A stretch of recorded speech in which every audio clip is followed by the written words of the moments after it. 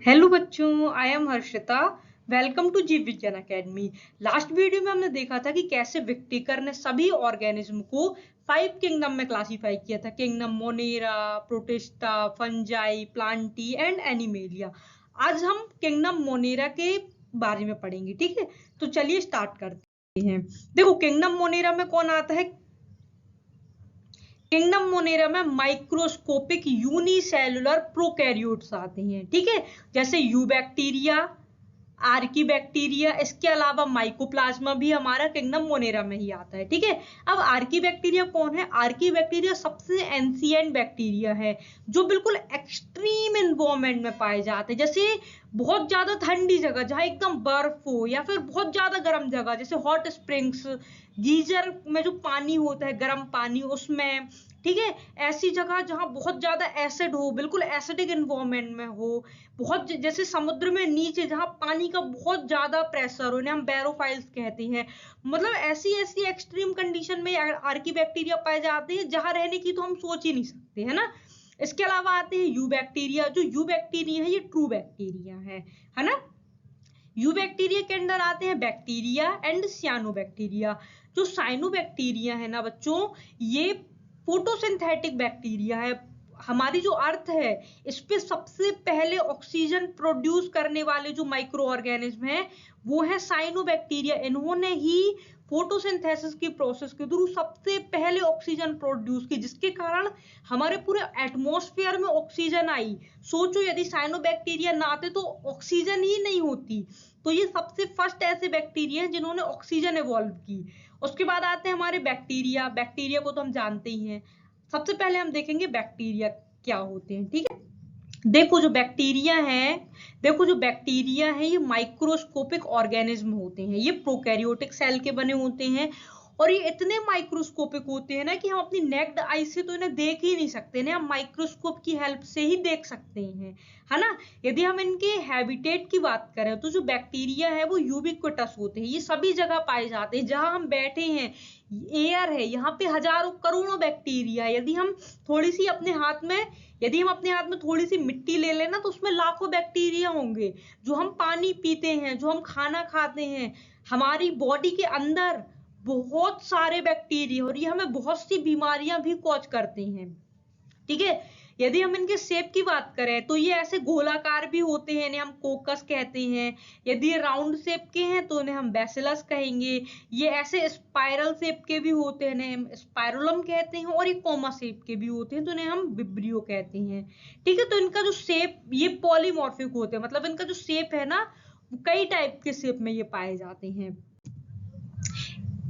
Next यदि हम देखें कि यदि हम माइक्रोस्कोप में बैक्टीरिया को देखेंगे वो कैसे दिखेंगे, ठीक है।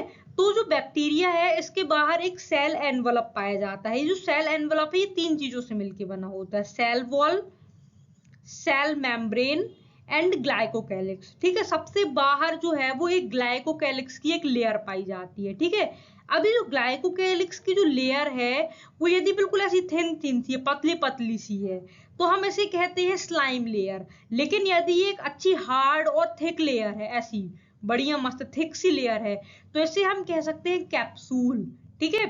अब ये जो कैप्सूल है ये सभी बैक्टीरिया में तो पाया नहीं जाएगा, ठीक है। जिन बैक्टीरिया में कैप्सूल होता है उन्हें हम कहते हैं एस स्ट्रेन। क्यों? क्योंकि यदि कोई भी चीज उसके बाहर यदि आप अच्छा पुट्टी टाइप की कर दोगे, जैसे आपको ये वॉल दिख रही है, इस वॉल में अभी पेंट नहीं हुआ है, इसमें सीमेंट नहीं हुई है ना, तो ये आपको रफ दिख रही है, मतलब ये नॉन कैप्सुलेटेड है, तो इसे हम कहेंगे आर स्ट्रेन। लेकिन यदि हम इसी में पुट्टी कर देंगे, इसमें अच्छी सीमेंट लगा देंगे तो ये स्मूथ हो जाएगी, तो हम इन्हें कहेंगे स्मूथ स्ट्रैंड, ठीक है। तो जो स्मूथ, जिनमें कैप्सूल होगा वो स्मूथ स्ट्रैंड कहलाएंगी, और जिनमें कैप्सूल नहीं होगा वो आर स्ट्रैंड कहलाएंगी। लेकिन जिन बैक्टीरिया में कैप्सूल होता है, मतलब जो एस स्ट्रेंथ होती है ना, ये पैथोजेनिक होती हैं, यही बीमारियां कॉज करती हैं। बीमारियों की असली वजह तो ये कैप्सूल ही है, जबकि जो बेचारी हमारी जो आर स्ट्रेन है वो बिल्कुल भी बीमारी कॉज नहीं करती हैं, ठीक है। अब ये जो ग्लाइकोकैलिक्स की जो लेयर है, इसका काम क्या है, ये प्रोटेक्टिव लेयर है। जैसे बैक्टीरिया हमारे अंदर आए, ठीक है, तो हमारी ब्लड में जो फैगोसिटिक सेल है वो दौड़ती दौड़ती जाएंगी और इनको खा जाएंगी। लेकिन यदि कोई बैक्टीरिया है, उसमें यदि ये कैप्सूल की लेयर प्रेजेंट है, तो वो बैक्टीरिया इन फैगोसाइटिक सेल से बच जाएगा और हमें बीमारी कॉज कर देगा, ठीक है। इसके अलावा जो ग्लाइकोकैलिक्स की लेयर है वो बैक्टीरिया को अटैचमेंट में हेल्प करती है। यदि किसी जगह बैक्टीरिया को अटैच होना है सरफेस से, तो उसमें भी ये हेल्प करती है, ठीक है। अब उसके अब ग्लाइकोकैलिक्स हो गया, ग्लाइकोकैलिक्स के अंदर होगी हमारी सेल वॉल, ये आपको जो दिख रही है। और अच्छा, बैक्टीरिया में जो सेल वॉल है ना, वो पेप्टाइडोग्लाइकेन की बनी होती है। अच्छा, प्लांट सेल में भी क्या सेल वॉल पेप्टाइडोग्लाइकेन की होती है? नहीं, उसमें सेल्यूलोज की होती है। यदि हम फंगस की बात करें तो उसमें काय की होगी? उसमें काइटिन की सेल वॉल होती है, ठीक है।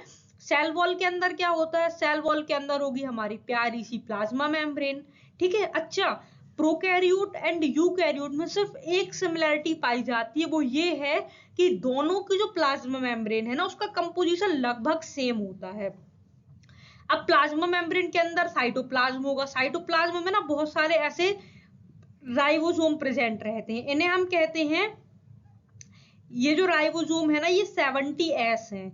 राइबोसोम का क्या काम है? राइबोसोम जो है प्रोटीन सिंथेसिस करते हैं, हम फैक्ट्री कह सकते हैं प्रोटीन सिंथेसिस की।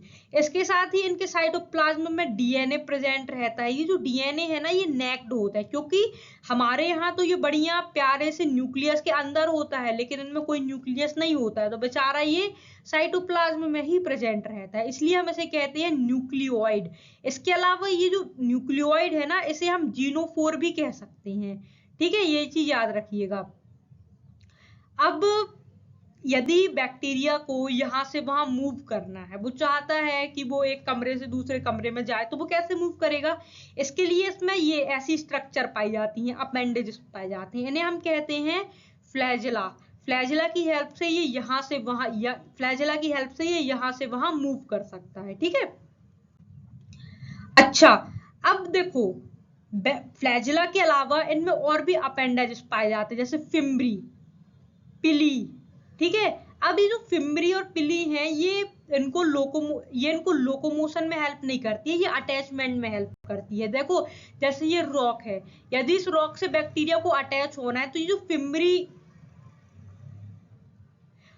फिम्ब्री दिख रही है ना आपको, ये इस चीज में हेल्प करती है। जबकि अच्छा, अभी जो फिम्ब्री है ना, वो पूरी सेल में पाई जाती है। देखो, सब जगह आपको फिम्ब्री फिम्ब्री दिखेंगी, बहुत छोटी छोटी होती हैं और एकदम पतली होती हैं। जबकि जो पिली है ना, यदि 1 से 4 है तो हम इन्हें पिली कहेंगे, यदि सिंगल है तो इन्हें हम पाइलस कहेंगे, ठीक है। ये जो पिली है, इनका क्या काम है? ये कॉन्जुगेशन में हेल्प करती है। यदि ये मान लो एक बैक्टीरिया है, ये 2 बैक्टीरिया है, यदि इनको आपस में अटैच होना है, एक कॉन्जुगेशन ट्यूब बनाना है, यदि इनको अपना जेनेटिक मटेरियल ट्रांसफर करना है, तो इस चीज में ये जो पिली है ना, ये हेल्प करेगी, ठीक है। इनका नंबर बेसिकली 1 to 4 होता है, और ये फिम्ब्री के कंपैरिजन में काफी लंबी होती है। देखो, इतनी लंबी है, जबकि देखो ये जो फिम्ब्री है, ये तो छोटी छोटी सी है ना। इसके अलावा देखो, हम जो यूकैरियोट्स हैं, इनमें तो हमारे यहाँ तो माइटोकॉन्ड्रिया होता है, जो कि रेस्पिरेशन में हेल्प करता है, लेकिन बैक्टीरिया में तो माइटोकॉन्ड्रिया होता नहीं है। ना इनमें माइटोकॉन्ड्रिया होगा, ना क्लोरोप्लास्ट होगा, ना एंडोप्लाज्मिक रेटिकुलम होगी, ना तो इनमें लाइसोसोम होंगे, ना गोल्जी बॉडी होगी, ना न्यूक्लियस होगा। जितनी भी मेम्ब्रेन बाउंड ऑर्गेनल्स हैं, इनमें कुछ प्रेजेंट नहीं होता। तो ये रेस्पिरेशन कैसे करेंगे? तो इसके लिए इनमें मीसोजोम प्रेजेंट रहते हैं। इनकी जो प्लाज्मा मेम्ब्रेन है ना, वो अंदर की तरफ फोल्ड हो जाती है, इस स्ट्रक्चर को हम कहते हैं मीसोजोम, ठीक है। अब जो मीसोजोम है ना, इनमें रेस्पिरेटरी एंजाइम्स प्रेजेंट रहते हैं, जिससे ये अपना फूड डाइजेस्ट करते हैं और एटीपी प्रोड्यूस करते हैं, ठीक है, जिससे इन्हें एनर्जी मिलती है, ताकि ये हमें बीमारी कॉज कर सके, है ना। अच्छा, हमने एक चीज देखी थी कि बैक्टीरिया जो है वो मूव करते हैं, और इन्हें मूव करना है तो इनमें फ्लैजेला होती है। लेकिन क्या सभी बैक्टीरिया में फ्लैजेला होती है? कुछ में नहीं होती। तो जिन बैक्टीरिया में फ्लैजेला नहीं होती, उन्हें हम कहते हैं एट्राइकस। जिन बैक्टीरिया में एक फ्लैजेला होती, सिर्फ सिंगल, एक पतला सा बाल, तो हम इन्हें कहते हैं मोनोट्राइकस। यदि इनमें दोनों तरफ फ्लैजेला होंगी, दोनों एंड में देखो एक एक फ्लैजेला है, तो इन्हें हम कहेंगे एम्फीट्राइकस। यदि एक ही एंड में खूब सारा झुंड सा आ गया, देखो ये फ्लैजेला का एक साथ खूब सारी फ्लैजेला आ गई, तो इन्हें हम कहेंगे लोफोट्राइकस। यदि दोनों एंड में खूब सारी फ्लैजेला है, देखो दोनों एंड में, तो इन्हें हम कहेंगे सेफेलोट्राइकस। लेकिन यदि पूरे के पूरे बैक्टीरिया में फ्लैजेला ही फ्लैजेला है, पेरीफेरी में है, तो इन्हें हम कहेंगे पेरीट्राइकस। पेरी मतलब पेरीफेरी, हर साइड फ्लैजेला। जैसे फिम्बरी थी ना, पूरे में प्रेजेंट थी, वैसे इनमें भी पूरे में प्रेजेंट है, तो हम इन्हें कहेंगे पेरीट्राइकस। ठीक है, इस वीडियो में बस इतना ही। नेक्स्ट वीडियो में हम देखेंगे कि बैक्टीरिया कैसे रेस्पायर करते हैं, वो खाना कैसे खाते हैं, ठीक है, उनमें रिप्रोडक्शन कैसे होता है। यदि आपको ये वीडियो पसंद आई हो तो प्लीज इसे लाइक करें, सब्सक्राइब करें एंड अपने फ्रेंड के साथ शेयर करें। Thank you.